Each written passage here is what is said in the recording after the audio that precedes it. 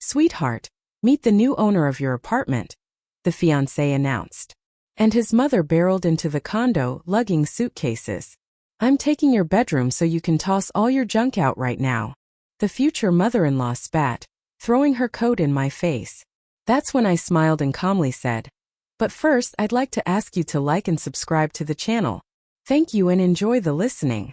Jamila, who everyone called Jamie, woke up on a Friday with the overwhelming feeling that today her life would change forever. 8 long years she had worked for this day. 3 jobs simultaneously. No days off, no vacations, no room for error. Her main job was in accounting at a shopping center from 9 a.m. to 6 p.m. remote bookkeeping for 2 small firms on the weekends, helping a family friend with tax declarations late at night. Her friends had long ago stopped inviting her to birthdays and parties. Jamie always declined, citing deadlines and overtime. She hadn't taken a vacation in 4 years straight. She banked her personal days and eventually cashed them out. Every single dime she earned was tucked away into a separate account she privately called the Fortress. And today she was finally getting the keys. The real estate agency was located in an old brick building on the outskirts of the city. Jamie arrived an hour before her appointment, pacing outside, sipping cold coffee from a vending machine. Her heart was pounding as if she were walking into an exam that she couldn't afford to fail. A 385-square-foot one-bedroom unit on the 4th floor of a 4-story complex. It wasn't downtown, of course, but it wasn't the middle of nowhere either. The bus stop was a 2-minute walk away.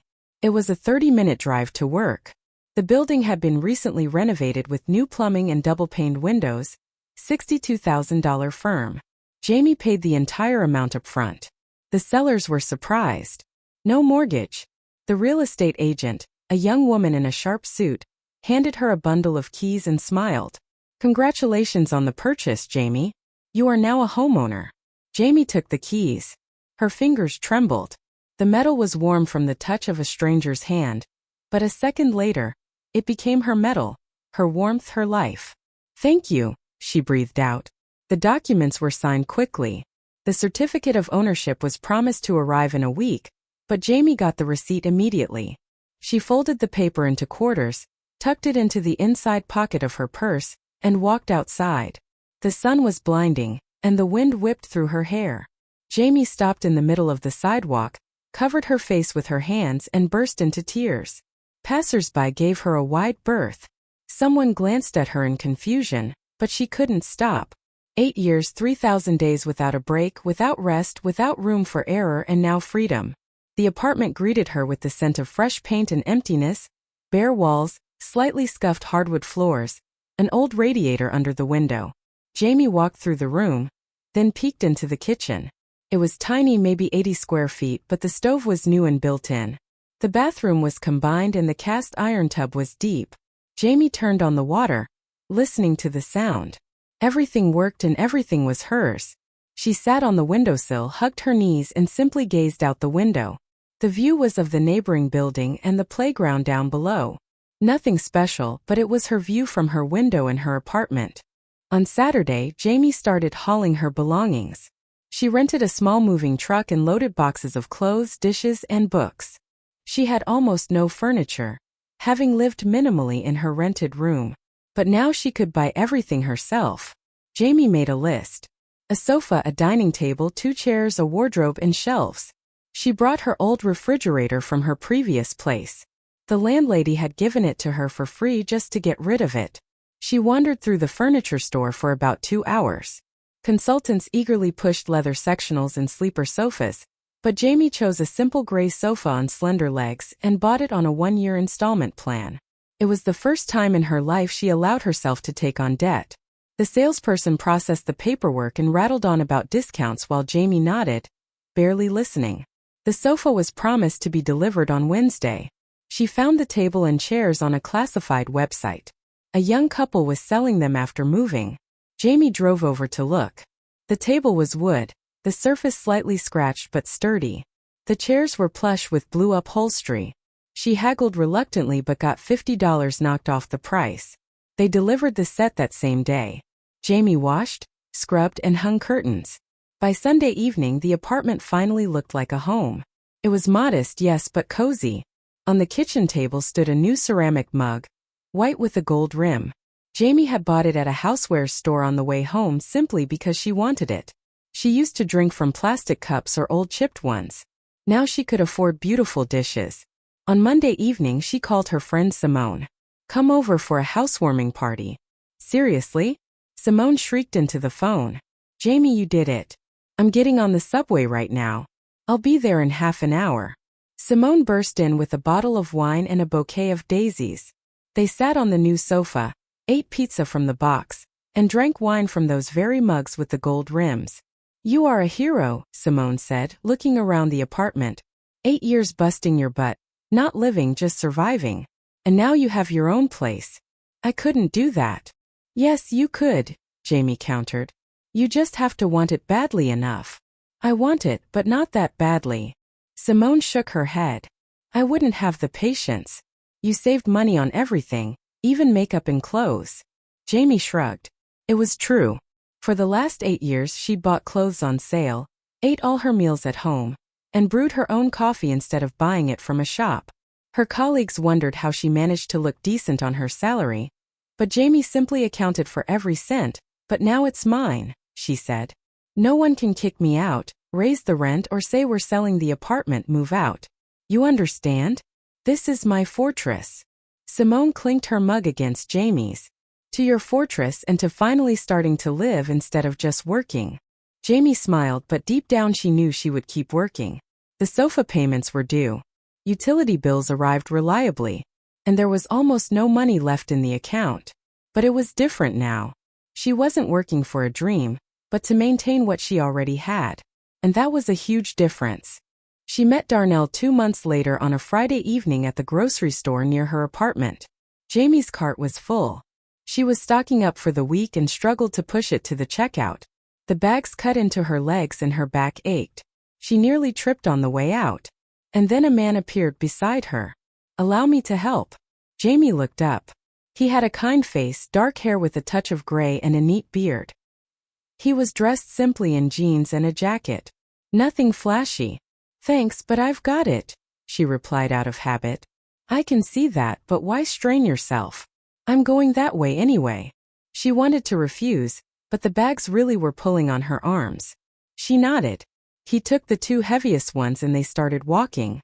"Darnell." He introduced himself along the way. "Jamie, do you live far?" "That building, the 4th entrance." "Convenient. I'm in the next block over. I come to this store often, but I haven't seen you around before. I just moved here 2 months ago." They reached her entrance. Darnell helped carry the bags up to the elevator. Jamie thanked him. He smiled and walked away. She went up to the 4th floor, unpacked the groceries, and promptly forgot about the encounter. But the following Friday he was at the store again and walked right up to her. "Stocking up for the week again?" Jamie laughed. "Habit saves time." The rational approach. "May I help you carry them again?" This time they talked on the way. Darnell said he worked as an engineer at a manufacturing plant designing equipment. He said he lived alone, then corrected himself. "Well, with my mother, but she's out at her cottage most of the time." Jamie felt comfortable with him. He didn't ask unnecessary questions or pry into her life. When they reached her door, Darnell said, "If you don't mind, could I walk you home next Friday, or would that be too pushy?" Jamie thought for a few seconds. It wouldn't be pushy. "Come on over." That's how it started. Every Friday, Darnell met her at the store, helped carry her bags, and walked her to her door. Then he suggested they go to the movies, then for a walk in the park. He was calm, chivalrous, and didn't try to rush things. Jamie began to relax. After 8 years of living in work-home-work mode, it was nice to have someone care about her. A month later, they were sitting in a cafe and Darnell asked, "Jamie, where do you live? I mean, do you rent or did you buy your apartment?" He froze with his coffee cup halfway to his lips. "You bought it yourself?" "Yes, I saved up for 8 years. That's serious. How old are you, if you don't mind me asking?" 32. Darnell shook his head. "I'm 35 and I'm still renting corners. Well, living with my mother, but that doesn't count." "You're amazing, Jamie. Truly." She noticed that after that conversation, he became even more attentive, bringing her flowers, inviting her to restaurants and giving her chocolates. Jamie put it down to the fact that he was simply relieved he wouldn't have to worry about where they would live if things got serious. It made her feel calmer too. She had the apartment. There was no need to rush. Darnell mentioned his mother often, too often if she thought about it. Mom says we need to plant the seedlings in May. Mom thinks the best beef stock makes the best chili. Mom always advises me to check receipts at the store. There are often mistakes. Jamie didn't pay attention at first, but after a while she started noticing. Every other conversation somehow came back to his mother's opinion. She once asked him, "Darnell, what do you think?" He was surprised. "Well, Mom is usually right. She's lived a whole life. She has experience." "You're 35. You have experience too, don't you?" "Sure, but she's older, wiser." Jamie kept silent, thinking, a mama's boy. That happens. Maybe his mother is all he has. He's just used to consulting her. He'll outgrow it once he starts his own family. A few more months passed. Jamie still worked just as hard, but her evenings weren't empty anymore. Darnell came over. They watched movies, cooked dinner together. He was neat, helped with the dishes and didn't scatter his things. Jamie liked that he didn't try to change anything in her apartment or offer unsolicited advice on decorating. The only thing he asked was that she make chili following his mother's recipe. Jamie made it once. Darnell ate, blissfully rolling his eyes. "Just like Mom's." "Exactly." She smirked. "It's her recipe after all." "Yes, but you put in the effort too. Mom would be pleased." Mom would be pleased. It was a strange phrase, as if Jamie were taking an exam for the approval of an unseen mother-in-law, but she shrugged off the thought. 6 months into their relationship in the winter, Darnell brought up marriage. They were sitting in Jamie's kitchen drinking tea. Snow was falling outside the window. "Jamie, I think it's time for us to take the next step," he began cautiously. "I'm happy with you. You're smart, independent, and good with money. I'd like us to get married." Jamie took a sip of her tea and looked at him. Darnell was stable and predictable. Not a Prince Charming, of course, but not an alcoholic or a loudmouth either. He worked, or at least he said he did. He never asked for a loan or tried to boss her around. "All right," she said. "Let's try it." He was thrilled and hugged her. "I'll make you happy. I promise." Jamie nodded. Happiness was a vague concept. Stability and peace were enough for her. Darnell provided that. They started discussing wedding details. Darnell immediately suggested a modest option. "Let's skip the expensive venue and the DJ. Just sign the papers at City Hall. Then we'll invite only the closest people back here. Why waste money on something ostentatious?" Jamie agreed. She didn't want a lavish celebration either. She had few friends and her parents lived in another state and likely wouldn't make the trip. Still, she was surprised. "Darnell, what about your friends and colleagues? Maybe they'd like to celebrate." "They'll manage. The main thing is you and me. The rest doesn't matter." Jamie shrugged. It was easier for her, but it was strange that he didn't seem to have anyone either, as if he lived in a vacuum. His mother, his job, and that was it. She once asked, "Darnell, why haven't you offered to introduce me to your mother? We've been together for 6 months." He tensed up. "It's too soon." "Too soon? Let's wait until after the wedding. She's conservative. She'd object to us living together outside of marriage, but we're planning to get married. Then you'll meet her once we're married." It didn't make sense, but Darnell changed the subject and Jamie didn't press it. She thought, everyone has their quirks. Maybe his mother is controlling. He's afraid she'll disapprove. Or maybe he's just embarrassed. Spring arrived subtly. Jamie turned 33. Darnell had warned her in advance. "I want to surprise you for your birthday. Give me your keys. I'll prepare everything beforehand." Jamie was wary for a second. What kind of surprise? "If I tell you, it won't be a surprise. Trust me." She looked at him. Darnell was smiling openly, innocently. Jamie reached into her purse, took out her keyring and detached one key. "Just be careful, okay? I like everything to be where it belongs." "I promise." She handed him the key and immediately forgot about it because the next day a nightmare started at work. Quarterly reports were due, and she was swamped at 2 out of her 3 jobs simultaneously. Jamie got home well past midnight, fell onto the sofa and passed out. Darnell called, but she answered briefly. "I'm tired. We'll talk later." He wasn't offended. He just said, "Rest up, my love." Her birthday fell on a Tuesday. Jamie told everyone she wouldn't take the day off and would celebrate modestly that evening. Darnell texted her that morning, "Come home early today. The surprise is ready." She smiled, looking at her phone screen. I wonder what he came up with. Maybe he baked a cake or decorated the apartment with flowers. The day dragged on endlessly at work. Colleagues congratulated her and gave her cards. Her boss brought a box of chocolates. Jamie smiled and thanked them, but her mind was elsewhere at home in her apartment, thinking that today she was 33. And for the first time in 8 years, she could celebrate her birthday in her own place. Not in a rented room, not in a dorm, but in her own home. It was a strange, almost intoxicating feeling. Freedom. At 5 o'clock, she finished her last report and packed up her things. There was still an hour left of the workday, but her boss let her go. "Go on, birthday girl. Celebrate properly." Jamie walked outside. April was warm this year. The sun was setting, painting the sky pink. She got on the bus, looked out the window, and thought that life was finally coming together. She had her apartment, a stable job, and a man by her side, calm and reliable. The wedding was in 2 months. Everything was right, just as it should be. The bus dropped her off at her stop. Jamie walked the familiar path. She walked this way every day and it felt like home. There was the store where she first met Darnell. There was the pharmacy where she bought vitamins. There was the playground she looked down on from her window every morning. Her window. She went up to her building entrance. The elevator, of course, was out of order. A sign on the door read, "Maintenance." Jamie sighed and started up the stairs. For flights, no big deal. Her purse was heavy. She had her laptop with her for a report due tomorrow, but she could handle it. On the 3rd floor, she stopped to catch her breath, leaned against the railing, and listened to the silence of the hallway. A dog barked somewhere upstairs. A door slammed below. Ordinary familiar sounds.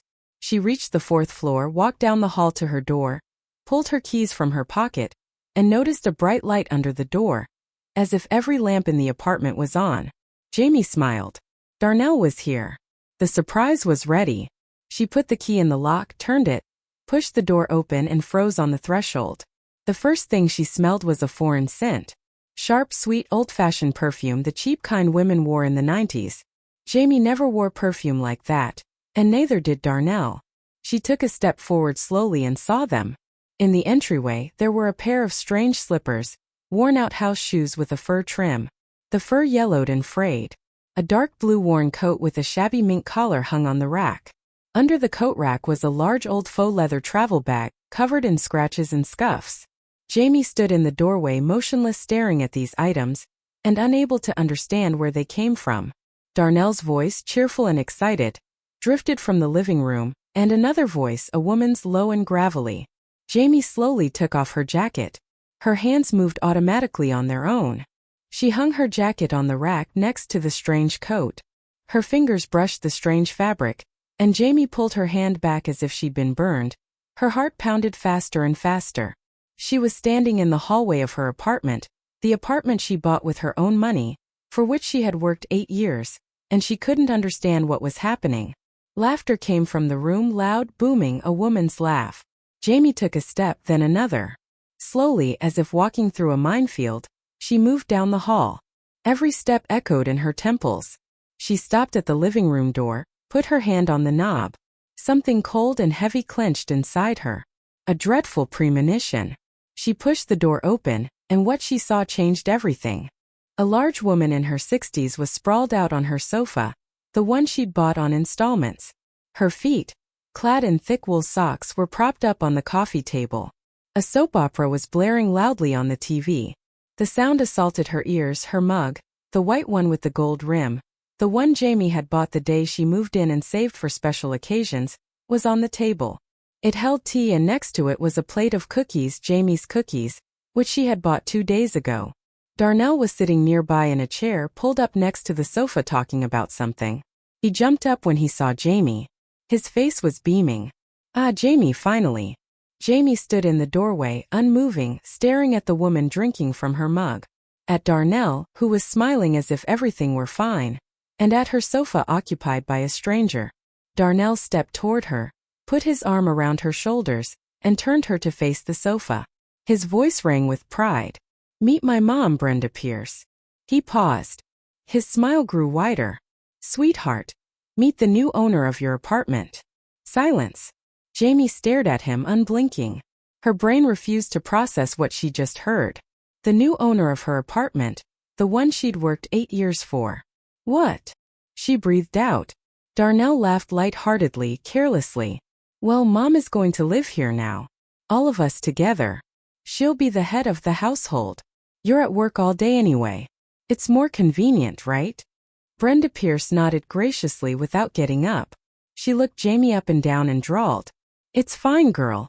We'll settle in together. I already looked. The kitchen is small, but we'll manage." She took a sip of tea from the strange mug. Jamie's mug. "Just make sure you come home from work early.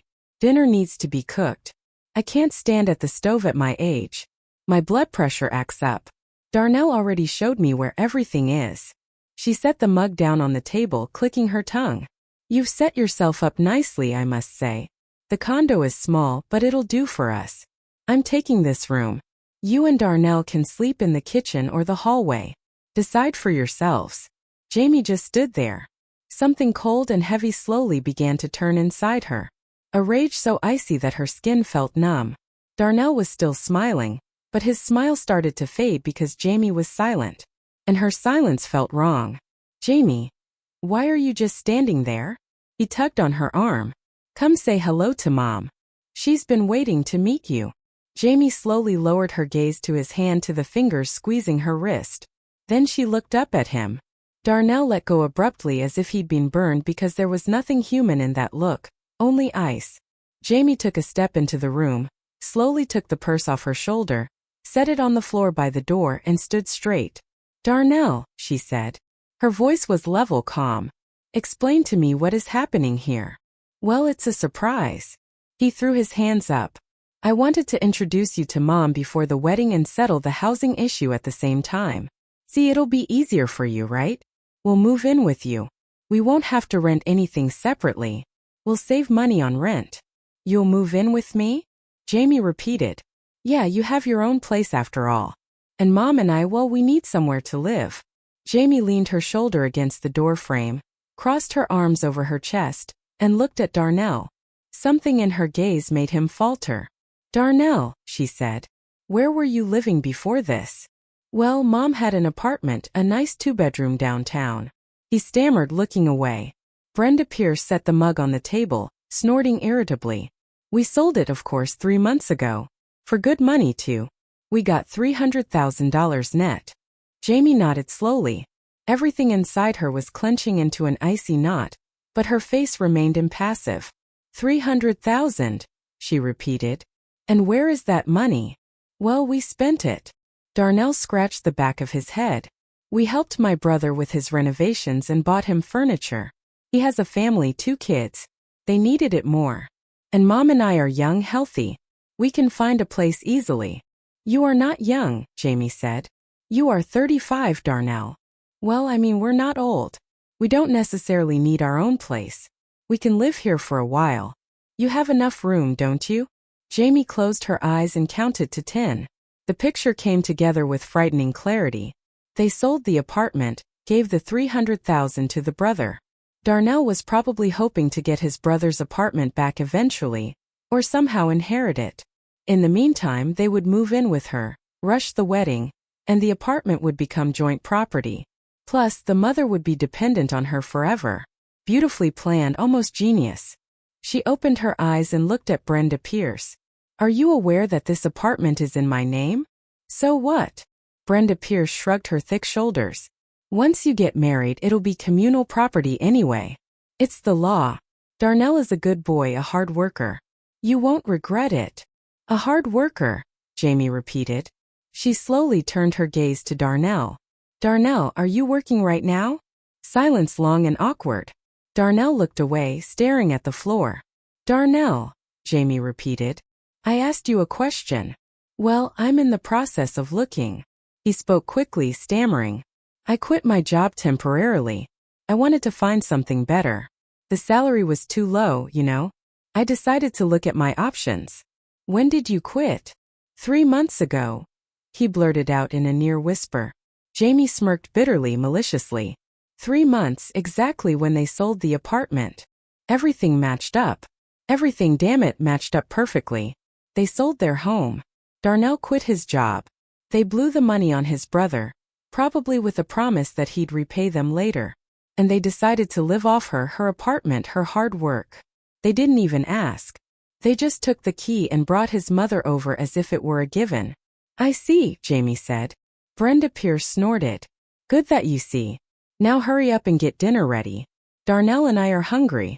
He promised you were a good cook. I hope he wasn't lying. Jamie turned to her. She looked slowly into her eyes. Brenda Pierce flinched because that gaze was icy.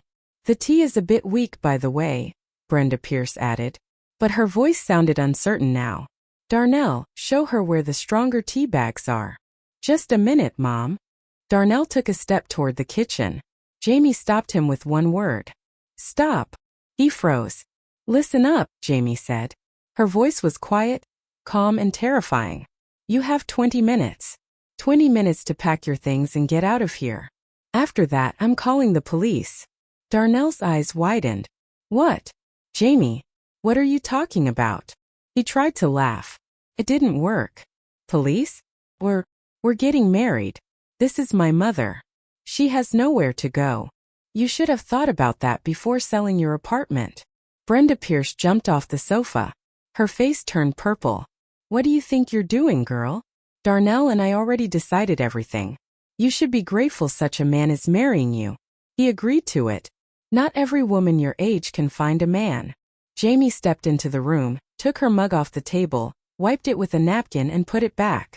I don't owe anyone anything, she said softly. This is my apartment. I bought it with my own money.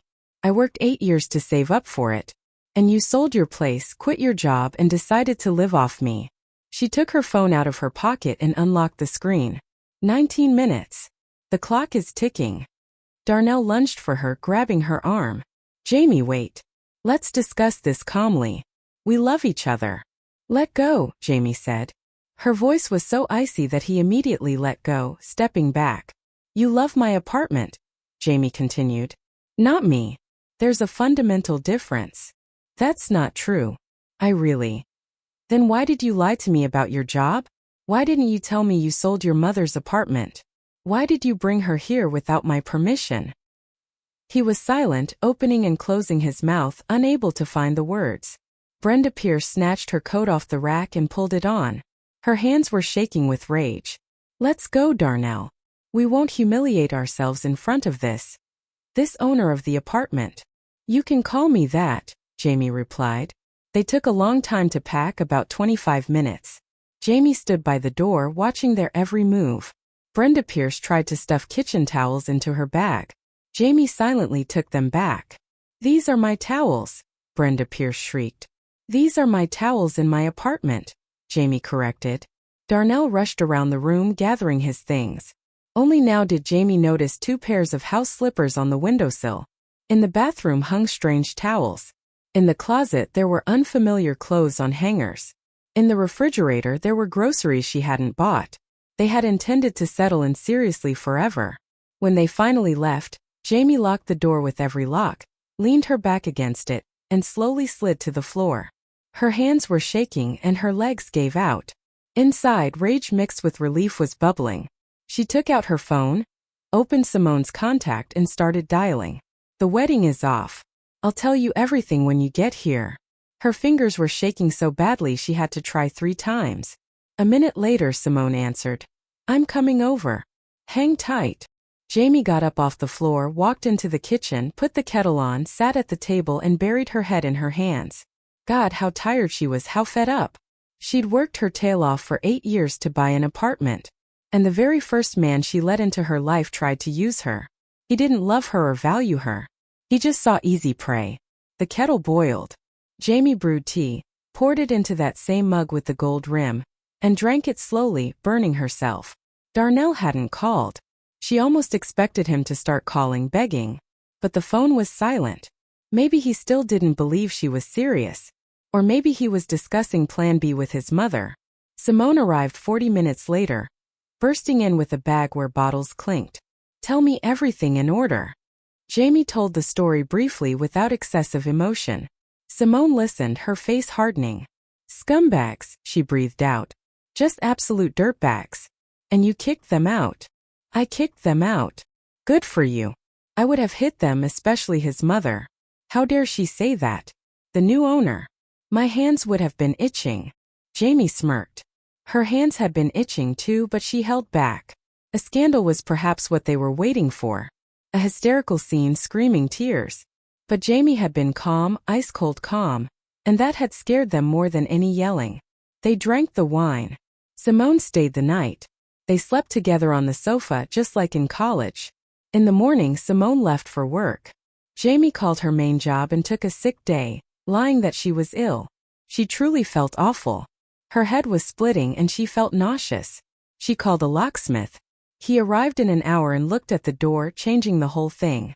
"Yes, family dispute," she smirked. "An attempted hostile takeover," the locksmith whistled. "It happens." "All right, I'll put in a lock that a crowbar won't break."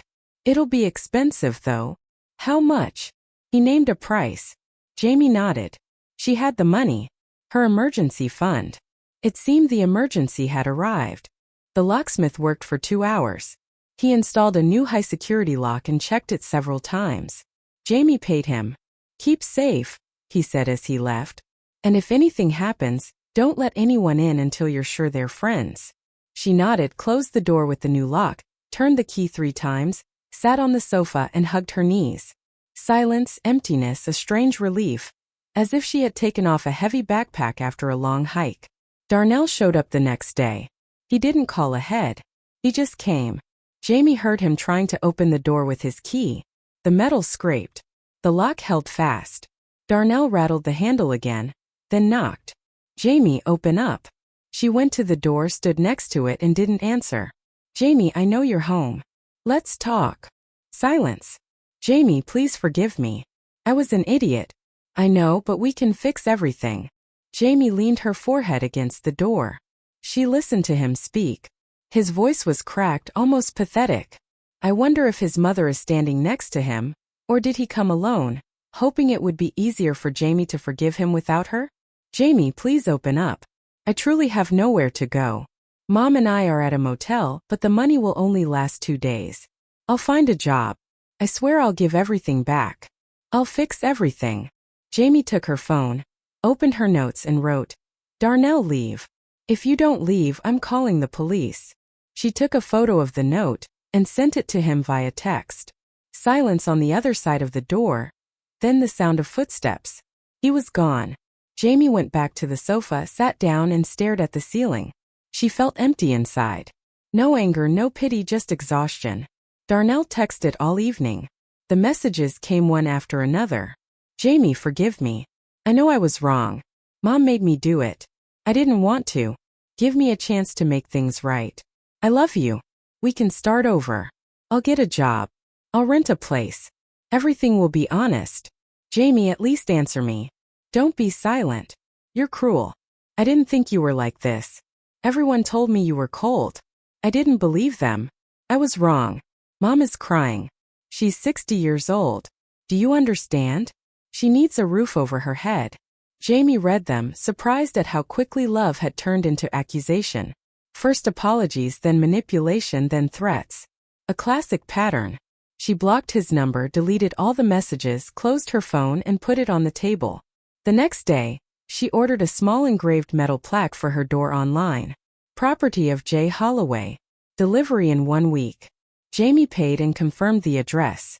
Then she opened a job search website and scrolled through the listings. Maybe I should quit one of my part-time jobs. She had enough money to live on. The apartment was bought. The sofa was almost paid off. Why push herself with 3 jobs? She could afford to breathe. She bookmarked several listings. She'd look at them more closely tomorrow. The doorbell was broken. The old one had worn out. Jamie hadn't gotten around to buying a new one. So a knock on the door 2 days later was unexpected. Jamie went to the door and looked through the peephole. Brenda Pierce was standing outside alone. Her face was drawn and her coat was buttoned crookedly. Jamie didn't open the door. She just stood there and watched. Brenda Pierce knocked again. "Girl Jamie, open up please." Jamie was silent. "I know you're home. I beg you. Let's talk. We truly have nowhere to go." Silence. "You're a Christian, aren't you? Aren't you ashamed to throw an old woman out on the street?" Jamie smirked. "Just a minute ago I was a girl. Now I'm a Christian. Convenient." "Jamie, please. Darnell is an idiot, I know, but he's a good boy. I just spoiled him. Give him a chance." Jamie walked away from the door, sat on the sofa, and turned on music in her headphones. Brenda Pierce knocked for another 10 minutes, then left. That evening, Darnell sent a text from a different number. "My mother has been crying for 3 days. Are you happy?" Jamie read it, smirked, and wrote, "Darnell, you are a grown man. Your mother is a grown woman. You sold an apartment, spent the money, and decided to move in with me without asking. That's called nerve. Don't text me again." She blocked the new number. A day later, the doorbell rang again. Jamie went to the peephole. This time there were 2 men outside. One about 40, broad-shouldered with a receding hairline. Darnell stood nervously behind him. Jamie opened the door, leaving the security chain latched. "Yes." The man smiled. The smile didn't reach his eyes. "Hello, I'm Marcus, Darnell's brother. Can we talk?" "No. Listen, I understand Darnell screwed up, but he really loves you and he only has one mother. Let's find a solution." "The solution is simple," Jamie said. "Your brother needs to get a job, rent a place, and live there with his mother. That is not my problem." "But you were planning to get married." "We were before he brought his mother into my apartment without warning and declared she was the new owner." Marcus frowned. "Well, he certainly overstepped. Mom has always been bossy. But you're both adults. You can compromise." "We compromised. He moved out. The matter is closed. Look, I have 2 kids myself. I have a mortgage. I can't take them in. Please help out a little." "I am not obligated to help strangers." "Strangers? You dated for 6 months. Dated past tense." Jamie slammed the door shut. Marcus shouted something. She didn't listen. She put the kettle on, brewed tea, sat by the window, and watched the street. Below, Darnell and his brother were arguing about something. Marcus was waving his arms. Darnell was hunched over. Then they walked off in opposite directions. Jamie finished her tea, washed the mug, lay down on the sofa, pulled a blanket over herself, and closed her eyes. It was strange. She expected to feel heavy, to be overcome with guilt or pity. But there was nothing, only peace, maybe cold, maybe even cruel, but it was her peace, her life, her apartment, and no one had the right to take that away from her. The messages stopped on the 4th day. Darnell didn't come back, call, or text. Jamie checked his social media page. He had deleted all their shared photos and posted a status. Disappointed in people. She smirked. Disappointed that he couldn't see someone else's home. Logical. Simone came by over the weekend. They sat in the kitchen drinking coffee. "How are you?" her friend asked. "Fine. Even great. No regrets about what? That I didn't let 2 aggressive people walk all over me." "Well, what if he really did love you, Simone?" "He hasn't worked in 3 months. He sold his mother's apartment and gave the money to his brother. He brought her into my apartment without warning. He called her the new owner of my home. Where's the love in that?" Simone nodded. "You're right. I just sometimes think you're too tough." "Tough? I worked my butt off for 8 years at 3 jobs, accounted for every dime, and denied myself everything for this apartment, and someone thinks he can just move in here with his mother. That's not toughness. That's self-respect." "Yeah, I guess you're right." After Simone left, Jamie sat by the window sipping tea from her gold-rimmed mug. She thought the ordeal was over, that Darnell and his mother had understood they were never welcome again. But a week later, on Friday evening, when Jamie was returning from work, she saw them again. Darnell and Brenda Pierce were standing by the entrance to the apartment complex. Next to them were 2 large bags, the kind people use for a long move, and Jamie knew they hadn't given up. They had come back. Brenda Pierce was smoking. Darnell was pacing nervously. Jamie stopped 30 feet away from them, her heart clenched. Not again. Darnell saw her and his face twitched. He stepped forward. Jamie, finally. We've been waiting for you for an hour. She was silent, looking at him, his mother, and the bags. Jamie, please, Darnell said quickly, stammering. We've thought everything over. Let's talk like adults, calmly, without shouting or drama. We have nothing to discuss, Jamie said. Leave. Brenda Pierce tossed her cigarette butt on the ground, crushed it with her heel, and stepped forward. Enough with the foolishness, girl. Darnell is going to marry you. What more do you need? Not everyone is so lucky. Leave, Jamie repeated. Right now. She took her phone out of her pocket and unlocked the screen. You have 5 seconds, then I'm calling the police. Go to hell. Brenda Pierce shrieked. Who do you think you are? You think you're a queen because you bought an apartment. Darnell grabbed his mother's arm. Mom, calm down. But Brenda Pierce wrenched free. Her face was red and her eyes were bloodshot. No, you listen to how she talks to us. Darnell wasted 6 months on her. Courting her, bringing her flowers. And what does she do? She kicks us out like dogs. Because you came into my home without asking, Jamie said levelly, and declared it was your home now. So what? We were going to be family. You're supposed to live like family. Share.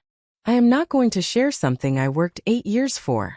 Brenda Pierce took a step toward her, her eyes blazed with hatred. You little menace. How dare you talk to me like that? I'm going to be your mother-in-law. You are no one to me, Jamie said. And if you don't leave right now, I'll... She didn't get to finish.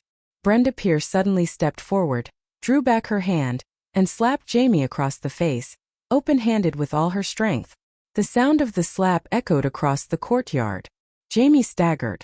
Her cheek burned with pain and her ears rang. She raised her hand to her face, touching her cheek. It was hot, throbbing. Brenda Pierce stood before her, breathing heavily, her face triumphant. Take that, so you know how to respect your elders. Darnell froze. His mouth was open, his eyes wide. Mom, what are you doing? But Brenda Pierce wasn't listening. She stepped even closer and grabbed Jamie's hair, yanking it. Now I'll teach you how to behave. And that's when something snapped. Something broke inside Jamie's head. Cold. Final. She quickly raised her hands, grabbed Brenda Pierce's wrist, and squeezed hard with such force that the older woman shrieked. Jamie wrenched her hair free from the grip, turned and pushed, not hard but accurately, into the shoulder.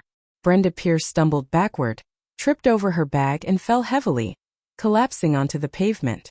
Her coat flew up, her feet in worn-out shoes stuck out awkwardly. She sat on the asphalt, looking up at Jamie, and her eyes held genuine, unadulterated shock because she hadn't expected it. She hadn't expected this quiet girl to fight back. You, Brenda Pierce gasped. You hit me. You threw the first punch, Jamie said coldly. I was just defending myself. Darnell rushed to his mother, trying to lift her. Mom, are you okay? Did you break anything? Brenda Pierce pushed him away, struggled to her feet, and brushed off her coat. Her face was contorted with fury. She hit me. Did you see? Your fiancé laid a hand on me. You hit her first, Darnell yelled back. I saw it. Shut up. Brenda Pierce roared. You're a weakling. You can't even protect your own woman. Protect her from who? From you. They were screaming at each other. Jamie stood to the side watching them and felt utterly empty inside. An icy absolute emptiness. She took out her phone, opened the camera, and started recording a video. What are you doing? Darnell noticed. Documenting, Jamie said calmly. Just in case you try to approach me again, this is evidence. She stepped toward them. You assaulted me first. Assault. Attempted home invasion. Threats. Brenda Pierce took a step toward her. Jamie raised her phone higher. Take one more step and I'm calling the police right now. I have video and I have witnesses. She nodded toward the windows of the neighboring apartments. Indeed, people were standing in several windows watching the scene below. Someone else was recording on their phone. Brenda Pierce stopped and looked around. Her face turned pale. You'll regret this, she hissed. I'm suing you for assault. Please do, Jamie replied. Go ahead. The security camera right there will have caught it. She pointed to the corner of the building. A small black camera was indeed mounted there. Jamie wasn't sure if it worked, but she spoke with absolute certainty. It recorded everything. How you hit me first, how you grabbed my hair, how I just pushed you in self-defense. So go ahead and sue. I'll be happy to see what the judge says. Brenda Pierce opened and closed her mouth, unable to find the words. Darnell stood between them, bewildered and pathetic. Jamie, he said softly, let's just figure this out. No police, no court, Jamie cut him off. You have 1 minute. 1 minute to take your things and leave forever. If I ever see you near my home again, I'm calling the police immediately. No talking. No warning. But we have nowhere to go. That is not my problem. You are grown people. You have brains. Use them. Rent an apartment. Get a job. Live like normal people just without me. Darnell looked at her. His eyes glittered either from tears or anger. I thought you were different, he said. I thought you were kind and compassionate. I am kind to those who respect my boundaries, Jamie replied. And you trampled them. Now you're surprised that I'm defending myself. But we loved each other. You loved my apartment. Just admit that. At least to yourself. He flinched as if she had hit him. Brenda Pierce snatched her bag and threw it into Darnell's hands. Let's go, she roared. We won't waste any more time on this. She didn't finish the sentence and turned and walked away. Darnell hesitated. He picked up the second bag and followed his mother. Midway across the courtyard, Brenda Pierce turned back and screamed, You'll regret this. You'll end up alone. No one will marry you. You'll be an old maid. Jamie stood by the entrance watching them leave and smirked. Better alone than with you, she said quietly to herself. They disappeared around the corner. Jamie exhaled. Her hands were shaking and her knees were weak. Adrenaline was still surging through her blood. She leaned against the wall of the entrance, covered her face with her hands, and stood like that for a minute or two. Then she straightened up, wiped her eyes, entered the building, and climbed the stairs slowly, her legs like cotton. Her cheek pulsed with pain. It would probably bruise. But that didn't matter. What mattered was this. She had defended what was hers, not with words or pleas but with action. And it was the right thing to do. At home, Jamie immediately went to the bathroom and looked in the mirror. Her cheek was red and swollen. A bruise was definitely coming tomorrow. She applied a cold towel, stood there for about 5 minutes, then went to the kitchen, put the kettle on, sat at the table, took out her phone and watched the video she had recorded. The quality wasn't great, but everything was visible. Brenda Pierce hitting her, grabbing her hair, and Jamie pushing her in self-defense. She saved the video and uploaded it to the cloud just in case. The kettle boiled. Jamie brewed tea, poured it into her gold-rimmed mug, and drank it slowly, thinking, Darnell wouldn't come back. That much was clear. He had seen that Jamie wouldn't break, wouldn't let them in, wouldn't forgive. His mother understood, too. She realized they wouldn't get anything here. Her phone vibrated. A text from Simone. I saw what was going on outside your window. Are you okay? Should I come over? Jamie smiled. Simone was always there. She typed a reply. I'm fine. They left forever, I hope. Come over tomorrow. I'll tell you everything. The reply was immediate. Good for you. I'm proud of you. Jamie put the phone down, finished her tea, stood up, went into the living room and sat on her sofa. Her sofa in her apartment in her fortress. Silence, peace, safety. She hugged her knees, resting her sore cheek on them and smiled. Yes, it had hurt. Yes, it had been scary. Yes, she'd had to defend herself physically, but she had protected what was hers, and that was the main thing. The next week passed calmly. Darnell didn't appear, text, or call. Jamie almost got used to the idea that it was truly over. The bruise on her cheek faded after 5 days. She covered it with foundation. No one at work asked about it. They either didn't notice or didn't want to pry. On Saturday morning, Jamie woke up to a sharp, insistent knock on the door. She jumped off the sofa, her heart racing. She went to the door and looked through the peephole. 2 people stood outside, a man and a woman, both in uniform. Police. Jamie opened the door, leaving the security chain latched. Yes, hello, the man said. Are you Jamila Holloway? We need to ask you some questions. We have a report of assault filed against you. Jamie smirked. There it is. Brenda Pierce decided to sue after all. Come in, she said. She unlatched the chain and opened the door. The officers entered and looked around. Have a seat. Jamie pointed to the sofa. Tea, coffee? No, thank you, the woman replied. We won't be long. They sat down and took out their notebooks. So, the man began. Last week, Brenda Pierce filed a complaint against you. She alleges that you beat her up in your courtyard and pushed her onto the pavement. She has bruises and contusions. She has a report from the emergency room. What do you have to say about this? Jamie nodded calmly, even with relief. I can say that she attacked me first. She hit me in the face and grabbed my hair. I only pushed her to defend myself. I have a video. The officers exchanged glances. A video? The woman clarified. Yes, I recorded it on my phone. Everything is visible. Jamie took out her phone, found the video, and handed it to the officers. They watched silently, attentively. When the video ended, the man cleared his throat.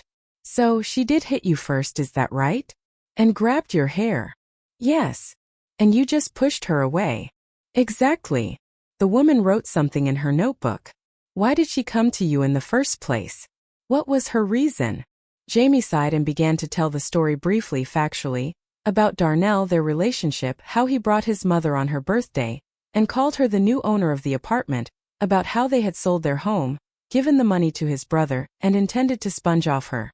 About how she kicked them out in their attempts to return. The officers listened, exchanged glances, and nodded. I see, the man said when Jamie finished. So this was an attempt to intimidate you, to force you to let them back in. I believe so. Yes. All right. We will include your video as evidence. It proves you acted in self-defense. Miss Pierce's complaint will be dismissed. Furthermore, we could open a case against her for assault. No need, Jamie said. I don't want to waste time in court. I just want them to leave me alone. The officers nodded. As you wish, but if they ever appear near your home again, call us immediately. We will file a restraining order. Thank you. They left. Jamie closed the door, leaned her back against it, and exhaled. That was it. It was truly over now. Brenda Pierce had tried to intimidate her, to sue her, but Jamie had the evidence and the truth on her side. They would not come back. Definitely not. A month passed then too. Darnell didn't show up. Jamie deleted him from her social media friends, blocked him everywhere, and erased all the photos of them together. She returned to her normal life, working, sleeping soundly. On weekends she met up with Simone. They went to the movies, to cafes, and just walked around. Jamie quit one more part-time job, keeping only her main job and one side gig. She had enough money. The sofa was paid off. Utility bills were paid on time. And she even had a little extra for fun. She was starting to live. Truly live. Not just work and save. Her apartment began to grow cozier. New curtains, a soft rug, a bookshelf, plants on the windowsill, pictures on the walls. This was her home, her fortress. And now she was certain no one would take it from her. One evening, 3 months after her last encounter with Darnell, Jamie was sitting in the kitchen drinking tea, scrolling through news on her phone, when she suddenly saw a familiar face. Darnell, his social media page. An acquaintance had reposted his post. Jamie stopped and looked but didn't read. She saw a photo. Darnell stood next to a girl, young, maybe 20, and pretty. They were hugging and smiling. The caption read, "Meet Jasmine, my new love." Jamie smirked. He had gotten over it quickly. She scrolled past, didn't read the comments, and didn't dig any further. She didn't care. Absolutely not. Darnell was the past, a mistake, a lesson, nothing more. She stood up, walked to the window, and looked out at the street, the familiar courtyard, the playground, and the neighboring buildings. This was her view from her window, her apartment, which she had paid for herself, decorated herself, and defended when she needed to. And this was the most important achievement in her life. Not Darnell, not a relationship, not a wedding, but this apartment, this fortress, her home. Her parents came to visit a month after the incident. Jamie met them at the train station. They hugged. Her mother looked at her closely. "Did you lose weight? Are you all right?" "Everything's great, Mom." They drove home and went up to the 4th floor. Jamie opened the door and showed them the apartment. Her parents walked through the room, touched the walls and looked out the window. "It's a good apartment," her father said. "Sturdy. It will last a long time." "You did well, sweetheart," her mother added. "You achieved all this yourself." They sat in the kitchen. Jamie brewed tea, poured it into the nice mugs and got out cookies. "And what about your young man?" her mother asked. "Darnell, I think." Jamie hesitated, then told the story briefly without unnecessary details. Her father listened, frowning. When Jamie finished, he shook his head. "You were right to kick them out. You have to send people like that packing parasites." Her mother sighed. "People have no shame. It's a good thing you didn't lose your head." "I was just defending what was mine," Jamie said. "What I worked 8 years for. And you did the right thing." Her father patted her shoulder. "You can't let anyone walk all over you." No one. They stayed for the weekend, sleeping on the pull-out sofa. Jamie cooked. They walked around the city, went to the park, to a museum, and just talked. On Sunday evening before they left, her mother hugged Jamie. "You'll be fine," she said. "You are strong. I am proud of you." Jamie nodded. A lump formed in her throat. Her parents left. Jamie returned to the apartment, closed the door, leaned against it and smiled. Yes, she would be fine. She already was. 6 months passed. Jamie was walking home from work. Friday evening, nice weather. She bought groceries at the supermarket and carried the bags. They weren't heavy, perfectly manageable. Suddenly, someone called out to her. "Miss, may I help you?" Jamie turned around. A man in his 40s was standing nearby. A pleasant face, a short haircut, glasses. He was dressed simply in jeans and a shirt. She looked at him closely, assessing him. "Thank you," she said. "I can manage on my own." "Are you sure? Those bags look heavy." "I'm sure." The man nodded and smiled. "As you wish. Have a good evening." He walked on. Jamie watched him go, then smirked and shook her head. No, not yet. She didn't need a relationship. Not now. Maybe later. Someday when she was ready to let someone into her life again. For now she had her apartment, her job, her friends, her parents, and her freedom. And that was more than enough. She reached her building, went up to the 4th floor, opened the door with her key, went inside, locked the door with all the locks, took off her shoes, walked into the kitchen, put the kettle on, and smiled because this was her home, her fortress, the one she fought for and defended.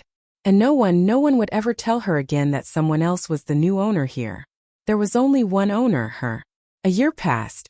Jamie was sitting on the sofa in her apartment, sipping tea from her gold-rimmed mug, looking out the window. Snow was falling outside. It was quiet and beautiful. Her laptop lay on her lap. She was working remotely, another side gig, but now she wasn't busting her butt to the point of exhaustion. She worked at her own pace, enjoying it. Her phone vibrated. A text from Simone. "How are you doing? Call you tonight at 8. Jamie smiled and typed a reply. "Sure, 8 works. Perfect. Love you. Love you too." Jamie put down her phone and looked around the room at her sofa, her walls, her windows. It was all hers, and she was no longer afraid that someone would try to take it away because she had learned to defend what was hers. Not with words or pleas, but with actions. And that was the most important lesson in her life. A fortress does not surrender. A fortress defends itself always. She closed the laptop, stood up, walked to the window, placed her palm on the cold glass, looked at the falling snow and thought. Life goes on without Darnell, without his mother, without their attempts to sponge off her. Just her life in her home. And it was wonderful. Jamie stepped away from the window, went back to the sofa, pulled the blanket over herself, picked up a book, opened it to the bookmark and began to read. Snow fell quietly outside the window. The apartment was warm and cozy, and Jamie was happy, truly happy in her fortress, which she had built herself, defended herself, and in which she would continue to live alone or with someone someday if she met a person who would respect her boundaries, value her hard work and truly love her. For now she was alone. And it was good, more than good. It was perfect. The end. But not the end of Jamie's story, because her story was just beginning. The story of a woman who was not afraid to defend what was hers, who did not allow herself to be manipulated, who set clear boundaries and did not back down an inch. Because some things are worth fighting for: a home, freedom, and self-respect. And Jamie understood that better than anyone else. I'm really glad you're here and that I could share my story with you. If you liked it, show me by liking the video and subscribing to my channel. Let's see how many of us there are. Write in the comments which city you're watching from and what time it is. I'm so curious to know where all you wonderful people are tuning in from. If you want to support me a little extra, you can also send a small donation. I share new life stories for you every single day. And now 2 of my most popular stories will pop up on the screen so you can choose what to watch next.